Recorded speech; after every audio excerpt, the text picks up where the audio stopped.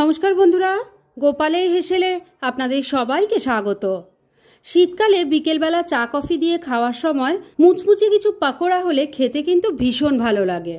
তাই আজকে আপনাদের জন্য নিয়ে এসেছি দু রকমের পাকোড়ার রেসিপি, যেটা সম্পূর্ণ নিরামিষ এবং খুব কম সময় কম উপকরণে তৈরি হয়ে যাবে। তাই চলুন আর একটু সময় নষ্ট না করে রান্নাগুলো করে ফেলি। আজকে দুটো সম্পূর্ণ নিরামিষ পাকোড়ার রেসিপি শেয়ার করব। তার প্রথমটা তৈরি করছি, সেজন্য আমি এখানে কিছু লঙ্কা নিয়ে নিয়েছি। এগুলোকে বিলেতি লঙ্কা বলে।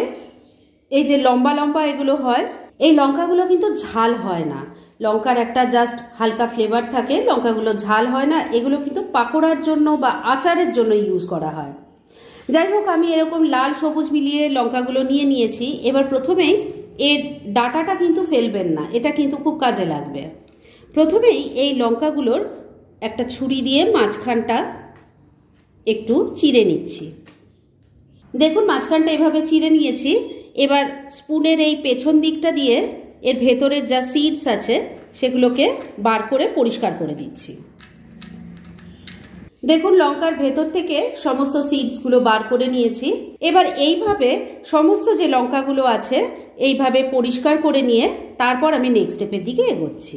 সমস্ত লঙ্কাগুলোকে মাঝখানটা কেটে নিয়ে আমি সিডসগুলো বার করে পরিষ্কার করে রেখে দিয়েছি। এবার এই প্লেটটাকে আমি কিছুক্ষণের জন্য এক সাইডে রেখে দিচ্ছি। এবার এই পাকোড়ার জন্য স্টাফিং তৈরি করে নেব।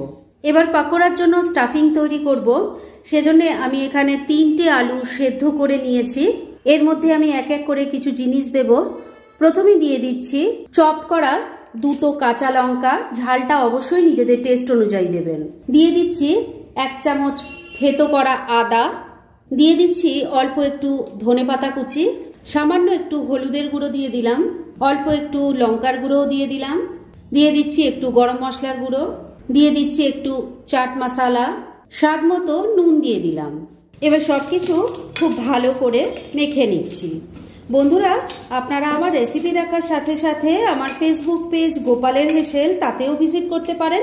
ডেসক্রিপশন বক্সে লিংক দেওয়া আছে। সবকিছু খুব ভালো করে মাখা হয়ে গেছে। এবার এই লঙ্কাগুলোর মধ্যে এই স্টাফিংটা ভরে দেব। অল্প করে পোরশন হাতে নিয়ে নিয়েছি, এবার এর মধ্যে ভরে দিচ্ছি। দেখুন, একটা লঙ্কার মধ্যে স্টাফিংটা ভরে নিয়েছি। আর এইভাবে আমি সব কটা লঙ্কার মধ্যে স্টাফিং ভরে নিয়ে তারপর নেক্সট স্টেপের দিকে এগোচ্ছি। সমস্ত লঙ্কাগুলোতে স্টাফিং ভরে রেডি করে নিয়েছি। এবার এগুলো ভাজার জন্য একটা ব্যাটার দরকার, চলুন সেটা তৈরি করে ফেলি। পাকোড়া ভাজার জন্য ব্যাটার তৈরি করব, সেজন্য একটা বাটির মধ্যে আমি এখানে 2 কাপ পরিমাণ বেসন নিয়েছি। আমি 2টো পাকোড়ার জন্যই ব্যাটারটা একবারে তৈরি করে নিচ্ছি, তাই একটু বেশি করেই বানিয়ে রাখছি। এই বেসনের মধ্যে দিয়ে দিচ্ছি এবার 1 কাপ পরিমাণ চালের গুঁড়ো। চালের গুঁড়ো না থাকলে আপনারা কর্নফ্লাওয়ারও দিতে পারেন। স্বাদ মতো নুন দিয়ে দিচ্ছি।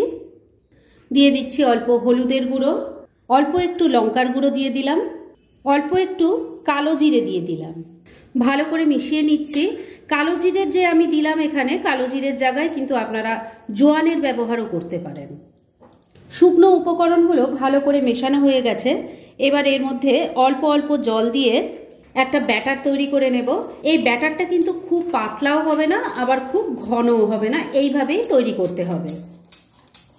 সবকিছু খুব ভালো করে মিশিয়ে নিয়েছি। এবার এর মধ্যে দিয়ে দিচ্ছি অল্প একটু খাবার সোডা, এটাকেও ভালো করে মিশিয়ে নিচ্ছি। খাবার সোডাটাও খুব ভালো করে মেশানো হয়ে গেছে। ব্যাটার এবার একদম রেডি। এবার পাকোড়া ভাজার জন্য তেল গরম করে ফিরে আসছি। এবার পাকোড়া ভাজার জন্য তেল গরম হয়ে গেছে। তেলটা প্রথমে খুব ভালো করে গরম করে নিতে হবে, আর তারপর ব্যাটারের মধ্যে পুর ভরা লঙ্কাগুলোকে, এই যে ডাঁটাটা আছে এই শুদ্ধ খুব ভালো করে ডিপ করে নিতে হবে। এই জন্যই কিন্তু প্রথমে বলেছিলাম যে ডাঁটাটাকে বাদ দেবেন না। এবার গরম তেলে ছেড়ে দিলাম।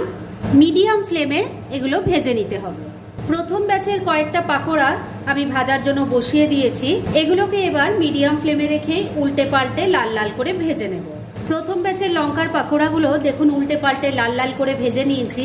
আর বন্ধুরা, আমি আরেকটা কথা বলতে ভুলে গিয়েছি। আমি যে ব্যাটারটা তৈরি করেছি তার মধ্যে আমি এই গরম তেলের থেকে 2 চামচ তেল নিয়ে ব্যাটারটার মধ্যে মিশিয়ে দিয়েছিলাম।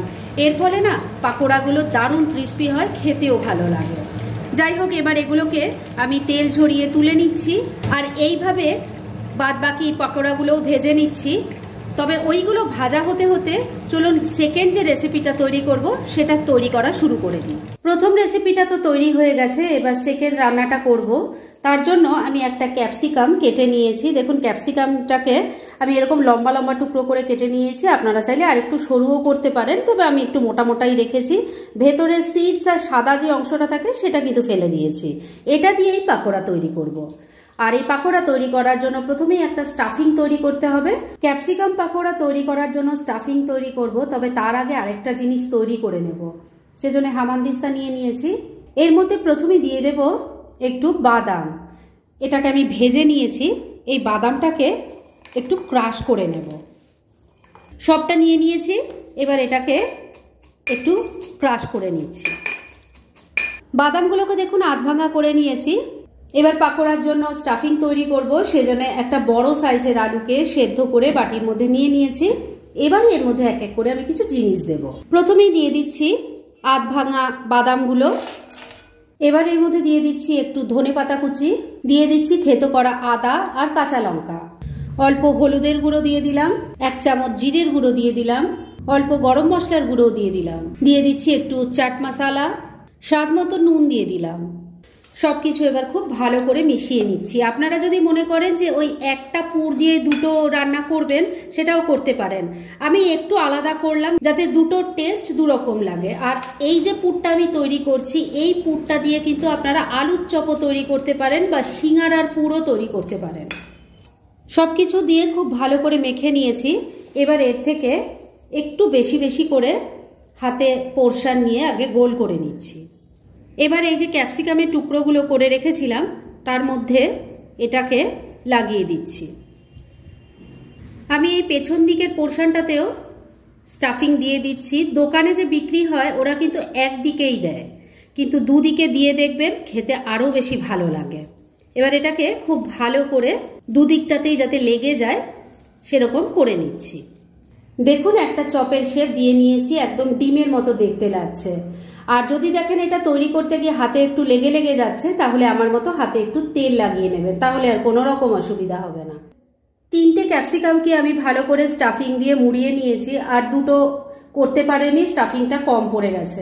যাই হোক, এবার এগুলোকেও ভেজে নেব, তাই জন্য তেলটাকে আবারও গরম করে ফিরে আসছি। লঙ্কা পাকোড়া ভেজেছিলাম যে তেলটায়, সেই তেলটা আবারও গরম করে নিয়েছি। এবার ক্যাপসিকামের চপগুলো ব্যাটারের মধ্যে ভালো করে ডিপ করে তেলে ছেড়ে দিলাম। 3টে পাকোড়া রেডি করেছিলাম, 3টেই কিন্তু ভাজার জন্য বসিয়ে দিয়েছি।